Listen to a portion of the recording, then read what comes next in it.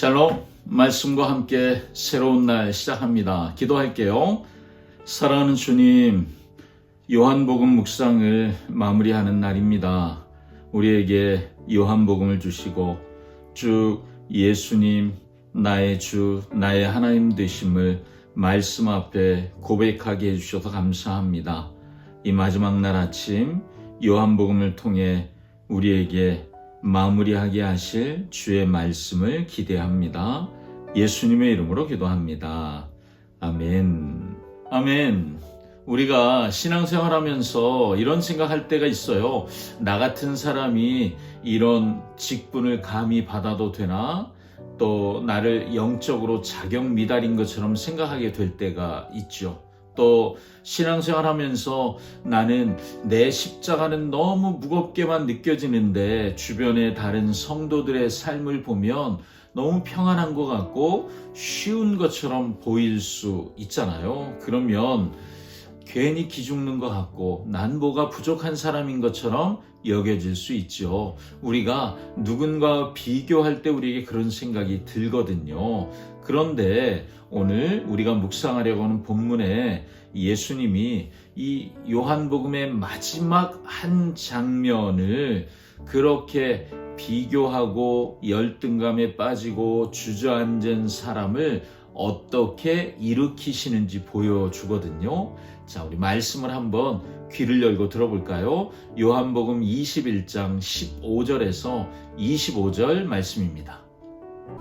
그들이 조반 먹은 후에 예수께서 시몬 베드로에게 이르시되 요한의 아들 시몬아, 네가 이 사람들보다 나를 더 사랑하느냐? 주님, 그러하나이다. 내가 주님을 사랑하는 줄 주님께서 아시나이다. 내 어린 양을 먹이라. 하시고 또 두 번째 이르시되 요한의 아들 시몬아, 네가 나를 사랑하느냐? 주님, 그러하나이다. 내가 주님을 사랑하는 줄 주님께서 아시나이다. 내 양을 치라. 하시고 세 번째 이르시되 요한의 아들 시몬아, 네가 나를 사랑하느냐?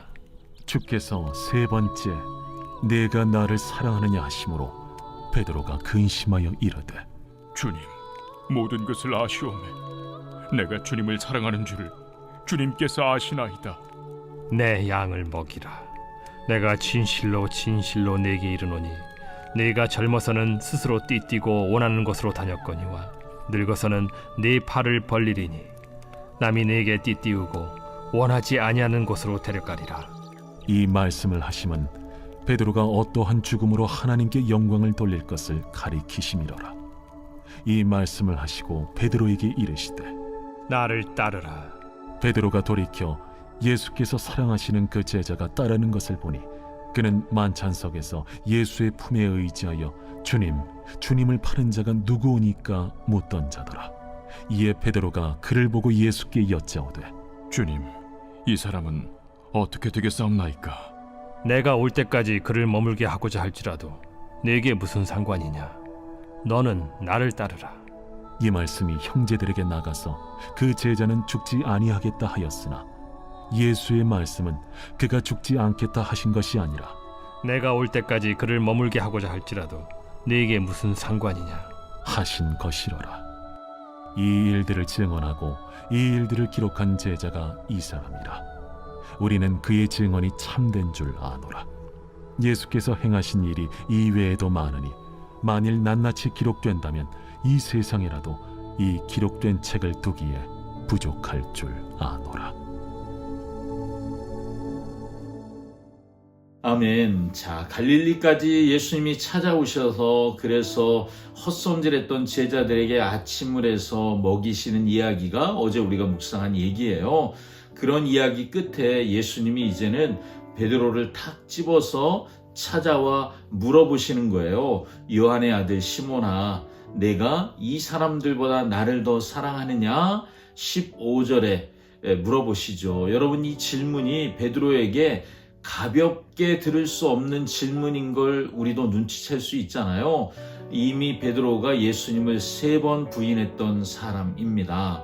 한때는 베드로가 누구보다 자신 있게 나는 주와 함께 죽을지언정 도망치지 않습니다. 저들과 다릅니다. 이렇게 말했던 사람이잖아요.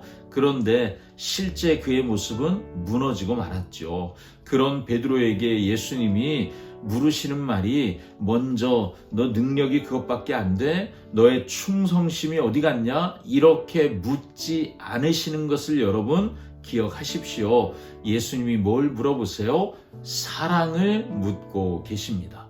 예수님은 굳이 3번을 반복해서 물으시잖아요. 왜 하필 3번일까요? 베드로가 3번 부인한 걸 자연스럽게 떠올리겠죠? 예수님은 베드로를 수치심을 느끼게 해주기 위해서 3번 물으시는 것이 아니라 무너진 자리만큼 깊은 회복이 그의 삶에 있기를 원하시는 거죠. 베드로의 상처를 피하지 않으시고 그 자리에 다시 불러 상처로부터 시작하라고 지금 말씀하시는 거예요.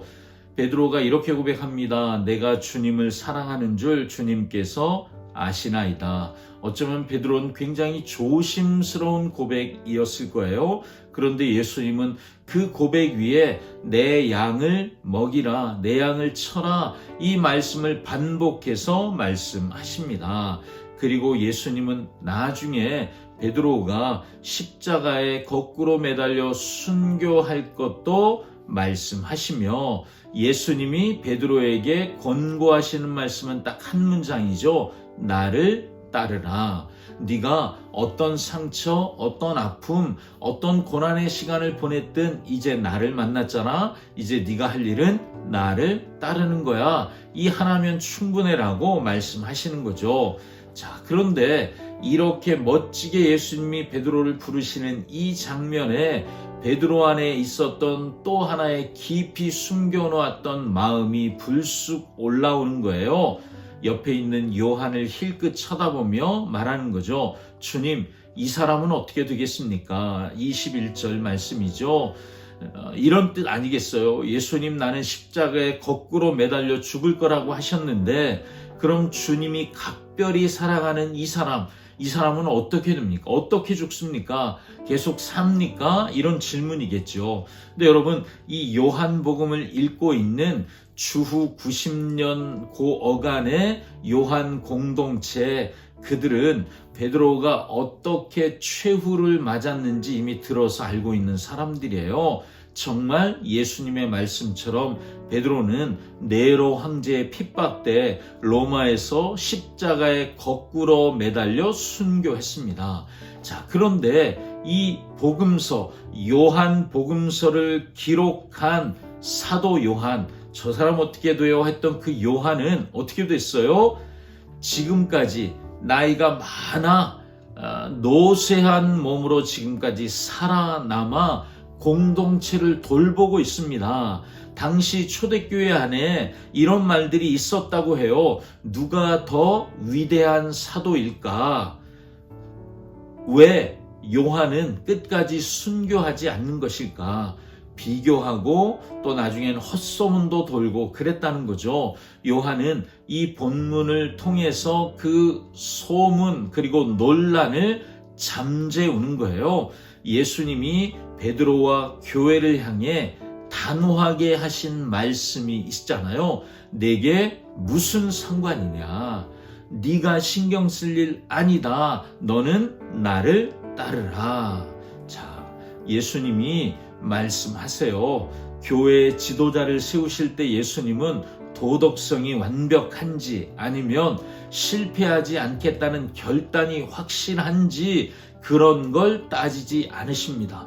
부활하신 예수님이 실패한 제자에게 원하시는 것은 단 한 가지예요. 그 자격은 네가 나를 사랑하느냐.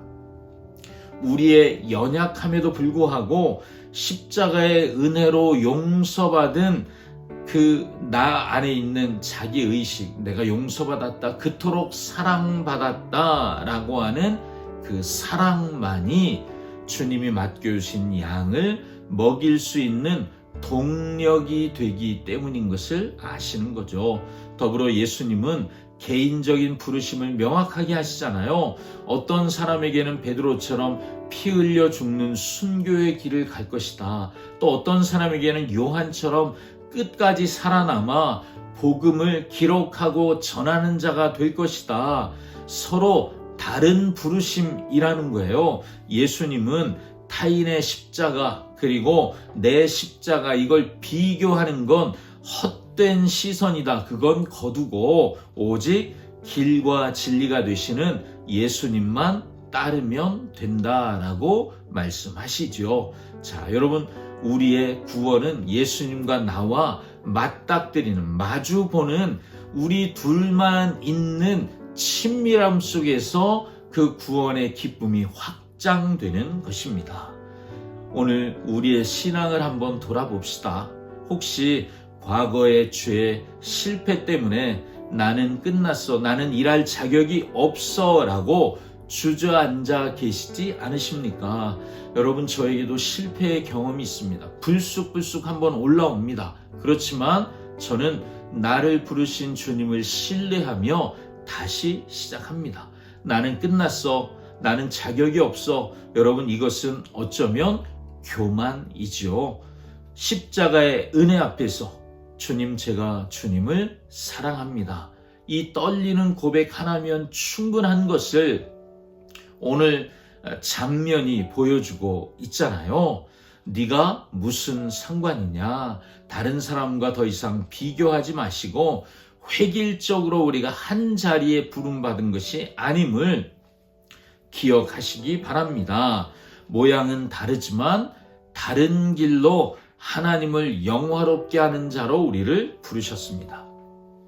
저 사람은 더 편한 것 같아, 더 쉬운 것 같아. 아니요, 각자의 부르심은 다 쉽지 않습니다. 그래서 믿음으로 가야 하는 것이죠. 오늘 다른 사람을 자꾸 견눈질하는, 비교하는 생각을 여러분 오늘 십자가에 못 박읍시다. 다른 사람의 화려함도, 또 다른 사람이 더 누리는 것도 부러워하지 마시고요. 나의 고난을 억울해하지도 마십시오. 오늘 하루 나에게 맡겨진 십자가의 길을 묵묵히 걸어가십시오. 그러면 우리는 주님이 기뻐하시는 제자의 삶을 살게 될 것입니다. 아멘. 기도하겠습니다. 사랑하는 주님, 실패한 베드로에게 왜 그랬느냐 묻지 않으시고 네가 나를 사랑하느냐 사랑만 확인하시는 예수님의 그 넓은 사랑을 오늘 우리가 다시 한번 깨닫습니다. 사역의 출발이 실적이 아니라 사랑이고 비교가 아니라 주님을 따르는 길인 것을 오늘 우리가 깨달았사오니 주님, 다시 주님 따르기 위해 믿음으로 일어서는 우리 모두 되게 하여 주시옵소서. 예수님의 이름으로 기도합니다. 아멘. 나를 따르라. 오늘도 주님을 따르는 저와 여러분 되길 원합니다. 샬롬.